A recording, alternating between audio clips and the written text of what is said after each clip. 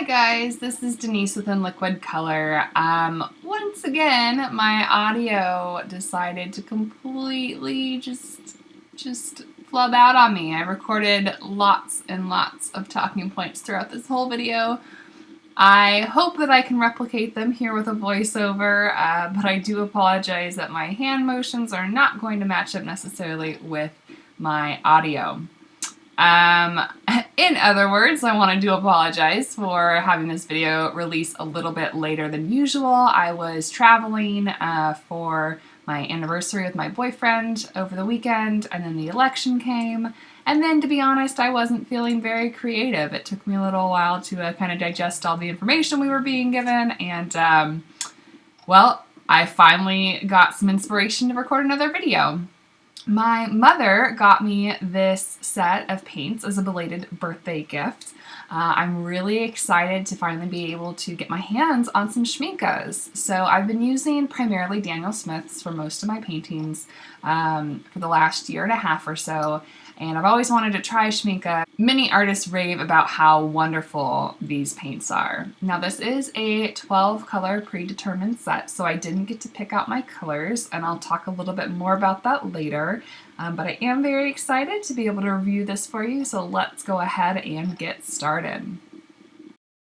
If we take a look at the back of the box that it comes in, it shows us the colors that are there. There are 2 yellows, 2 reds, 2 blues, 2 greens, and 3 earth tone colors along with a black.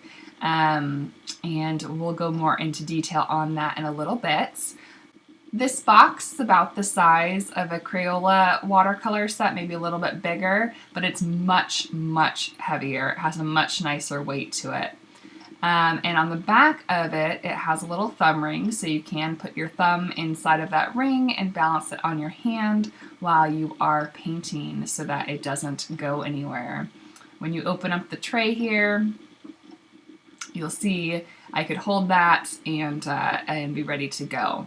You'll see on the left-hand side there's a nice open area for mixing with 4 different palette wells. And on the right-hand side, there are 10 little compartments that you can make little mixes in. However, that piece of metal does droop down a bit. So I'm going to try and show you here at an angle on how that kind of tilts down. So if you put too much water in there, the paint is going to drip right out. You will want to be careful about how much liquid you put on that right-hand side tray. This tray does remove out, that holds the paint, and that reveals a bigger mixing area. And the tray itself has 2 compartments. The left-hand side is full of 12 paints that the set comes with, and the right side is open so that you have more space available for other paints that you might want to get in the future. Now that center area is not big enough to fit extra palettes, or pans. I know some people like to fill extra pans inside that area, but it's not wide enough. So you can hold pencils or paintbrushes there, and it makes a nice travel set there for you. I'm going to speed up the video so that you don't have to watch me in real time pull all of these out. You will notice that in this metal pan, if you've never had one before, that there are little tabs that you can push in and out to hold the pans more securely. And this is my first metal pan, so it took a little bit of working with it. Even though I know how they're supposed to go in from other videos I've watched, it took me a little while to get the hang of it, and so that they're really secure in there. After I put all the pans in the tray, I'm going to go ahead and do some swatches. And at that time, I'll talk a little bit about those swatches. Here I'm just trying to show you the label for the paint. Each of them are individually wrapped with the pigment information, the name of the paint. It comes in several different languages, the light fastness rating, so on and so forth. Now, the lemon yellow is the only one that has a light fast rating of 3. And the scale is out of 5. Most of the ones in the set have a light fast rating of 4. And then there's a couple colors like the yellow ochre, the Venetian red, and the ivory black that have light fast ratings of 5. So just so that you know about that. Here I'm going to show you the size of the pan. They're a little bit flatter and wider than other pans that I've owned, whether or not those are Van Goghs or the Winsor & Newton or just the empty pans that I've purchased online to fill my own paints with. So just so that you know that. These pans are filled 4 times. So what they do is they pour in some paint, wait for it to dry, wait for it to compress, add some more paint, wait for it to dry, wait for it to compress down. And they do that 4 times so that you're getting the absolute most pigment that will fit in that little pan. So I definitely noticed that when I was swatching the colors out, that it was very easy to lift out of the pan, and they were ready to go pretty much right away, and I feel like they will last quite a while.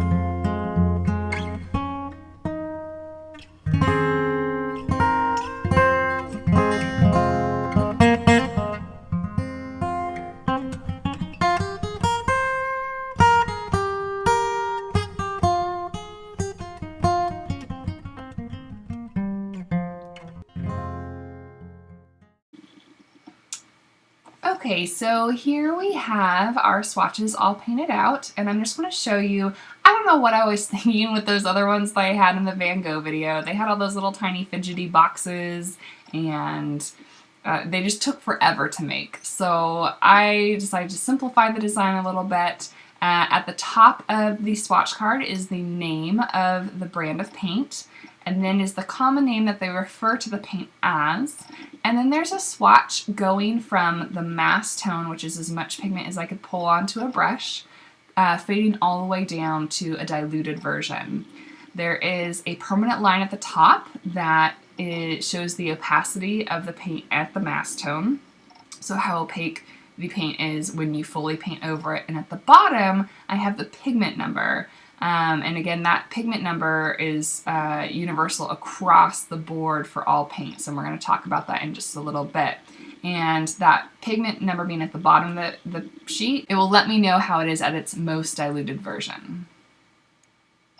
So in this segment of the video, we're going to be going through all of these swatches of paint, and I'm going to be showing you comparisons with other similar pigments across both artist line and student grade paints, depending on what I have on hand. I did all these swatches for my entire collection of paint. I had over 90 colors between Daniel Smith, Mission Gold, and Graham, Cotman, Van Gogh, and Turner, I believe, are the main ones that I have in addition to the Schminckes.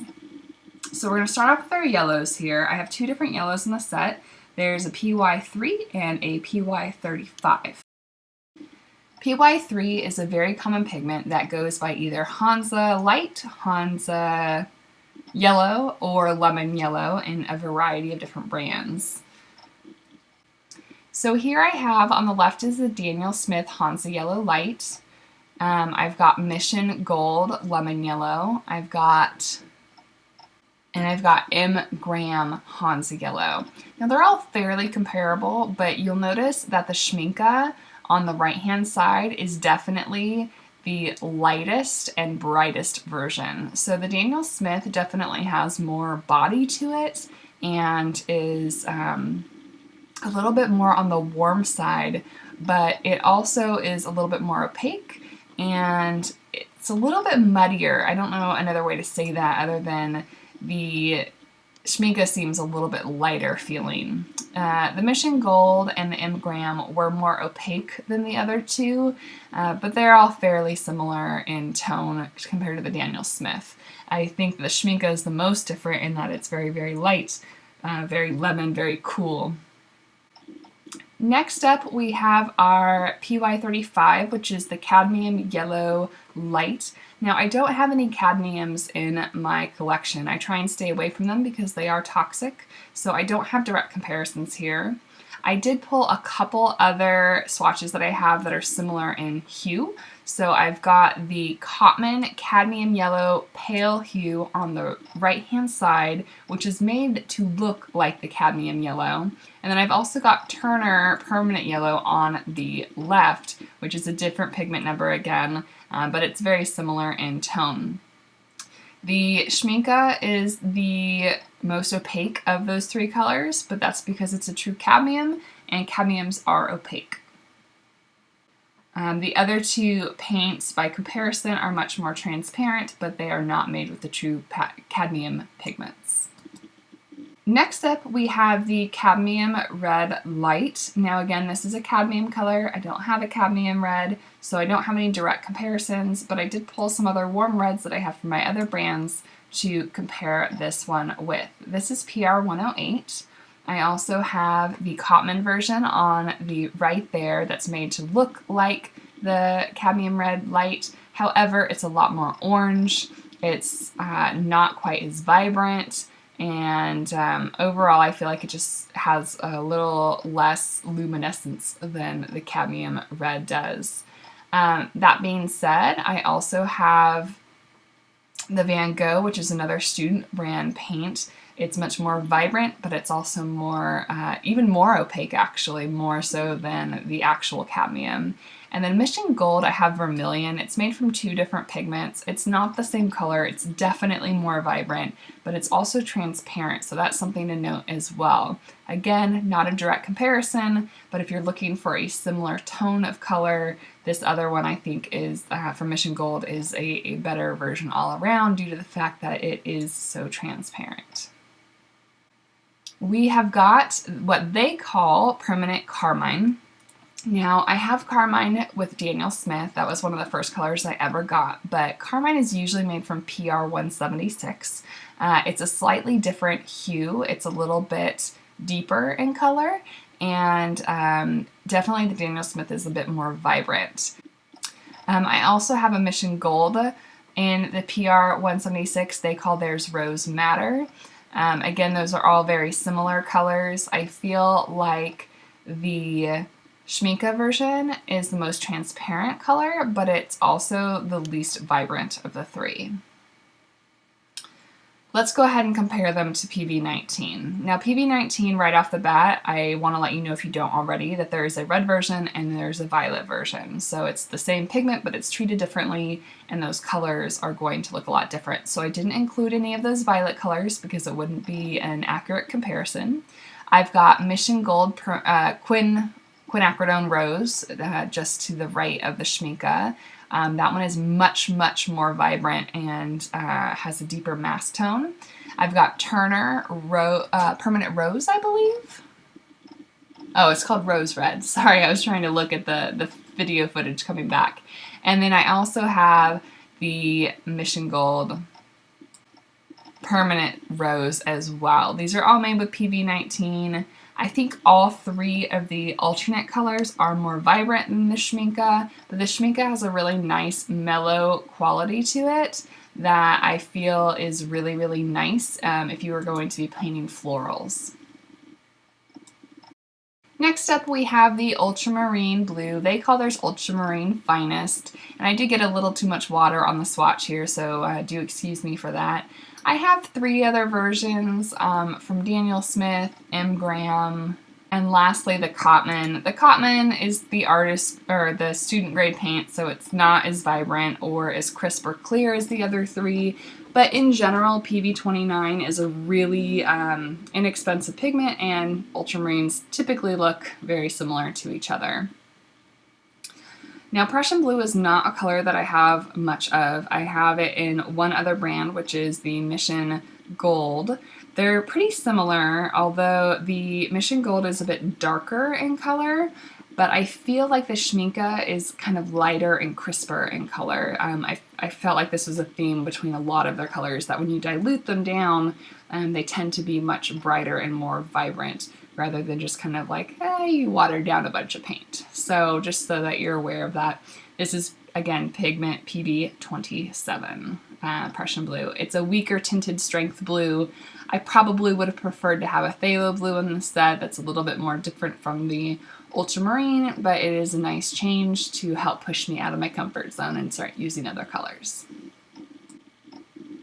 We have phthalo green here. This is a very blue shade of green, and it's made out of PG7. Some brands call this Viridian, although Viridian is technically a different pigment, the true Viridian colors. I do have several other swatches and other brands, including Winsor & Newton. This is the artist quality Winsor & Newton. The Cotman is the student quality Winsor & Newton, and then also the Van Gogh. The Schmincke wins this category for sure. It's definitely more transparent and slightly more on the blue side. Both the artist quality paints, the two on the left, are more bluish and more vibrant. The ones that are student grade on the left tend to be more green and are a little bit muddier. And in the case of Van Gogh, it's actually really opaque for this particular color, which is a little bit odd. So Schmincke or Winsor & Newton definitely wins this one.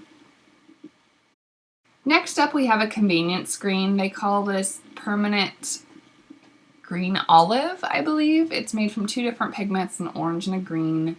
And it's okay. It's not my favorite mixed green. I have a few others from other brands. I've got Mission Gold's Hooker's Green, which is a very vibrant, bright green. It's made from three different pigments. I've got an olive green from Mission Gold, which is a much more natural tone, and then I also have a Daniel Smith sap green. I like all three of the other convenience colors more than I like the Schmincke, and I think that's probably because the other ones have more yellow in them. The Schmincke is still very much on the blue side of a green, which makes me relate it more to the phthalo green. I know it's not the same color, and I definitely think they have different uses, but for instance, the sap green from Daniel Smith has a lot more variety if those two different greens have been used in the same palette. We're finally coming down to the home stretch here. We have our neutral earth tone colors. Now, I have to say this is where I was a little bit disappointed. So Schmincke's yellow ochre is very opaque, and I know this is an opaque color, but Daniel Smith still has a really vibrant, beautiful yellow ochre that's very rich and very warm. In comparison, I felt like the Schmincke was very flat and very brown, and I'm not really sure what I would use it for. I also have a Cotman yellow ochre, which is, I think, more similar to the Schmincke, other than the fact that it's a student grade paint. Obviously, the Schmincke wins out here in terms of quality because it's an artist grade paint, but even the Cotman is more transparent than the Schmincke. This pigment is made from PY42, which is pretty consistent across the board. Next up I have Venetian Red, which is a pigment made from PR101, and it's a very opaque color in general, and if you notice when I was swatching out the colors, it went on very opaque, but it was, when it dried, it was actually a lot more translucent, which I appreciate. I don't have a lot of PR 101. You might have recalled me saying that in the Van Gogh review video, but I do have the Van Gogh version, which is more opaque and more red. I think that Schmincke's is definitely a better version of this color. I also have a PR 101 from M. Graham, which is the transparent red iron oxide. And I like that color the best, I think, because it's transparent, but it is more orange. It's not the same color as a Venetian red or an Indian red or an English red, which are all those dark, deep, earthy, opaque reds. Now lastly, I have the two kind of neutral-ish dark colors that come in the Schmincke palette. There is a sepia brown, which is made from 3 different pigments. I thought that was really odd because except for the green, everything else in the set is single pigment, and this one all of a sudden has 3. They also include a black, which is a little bit disappointing just because I don't use black hardly ever. Maybe I'll use it for some pupils or eyes. It's easy just to have a mixture for that. But in general, I tend to mix my own colors, so that was a little bit sad to see. But I do have a couple comparisons. They're not direct comparisons, but I have a Van Dyke brown from Mission Gold, which is definitely more brown. I would have preferred something that was more brown because I don't have a brown in this set. I have the Venetian red and I have like this dark sepia, almost black color, so there's no real middle brown. In the bottom right corner is Daniel Smith's neutral tint. It's definitely not as warm as the ivory black, so that's just something to note as well. Okay, so here are all the swatch cards, and I know I sounded a little negative there, especially towards the end, but I honestly think that all the things that I have negative to say about the Schmincke's come from the fact that they're colors that I don't typically work with because of the fact that they're more opaque. If I had a choice, I would choose more transparent colors, and I think that would alleviate a lot of the troubles that I have with this set. I would prefer if the 2 yellows were a bit more different. I would prefer it if the blue, if they had like a phthalo blue in there, just to get a little bit more differentiation. But for a 12 color set, this isn't terrible. I would definitely love to have a medium brown tone color. I think that's what's really missing for me as an animal painter. I use a lot of those earthy colors, and this one definitely lacks that. Overall, I think these paints lift beautifully out of the palette, and I'm really excited to get a chance to work with them more in my next video. I also forgot to mention earlier in the video, or to show it, that it comes with this little pamphlet card that has some information in 5 different languages. On the inside, it has room to swatch out all of your colors that you can keep with you in your box set. It fits inside of the tin. And on the back side, it even gives you instructions on how to fill out the little card. Here's that swatch card all filled out, with half of it being from the mass tone and the other half having water on it, so you can really see the full range of colors there. And yeah, I think it's really helpful to carry around a swatch card like this so that you know what kind of pigments you're carrying around. This is already getting a bit long, and I know I haven't done any painting yet, but I did want to see if you enjoyed this longer kind of comparison with these swatch cards across different brands, so you can really see the difference between the pigments. I would love it if you'd leave a comment below letting me know if you like this style of a review, or if you'd like me to go back to a more abbreviated version. So that concludes part 1 of our Schmincke watercolor review. I hope you enjoyed it and that this information was helpful for you. I will do part 2 where we go ahead and mix some colors and actually put the paints to use, so I can give you a more informed decision on how I think they work in action. Thank you so much for tuning in. I missed you guys, and I will be sure to come out with another video soon so that I can make up for the fact that this video was so late. If you would like to find any of the information about the paints that I use in this video, check the links below for my Amazon affiliates pages. Anything that you place on Amazon as an order through those links helps this channel out and stay afloat. Thank you for liking, subscribing, and all that other YouTubey stuff. I will see you next time.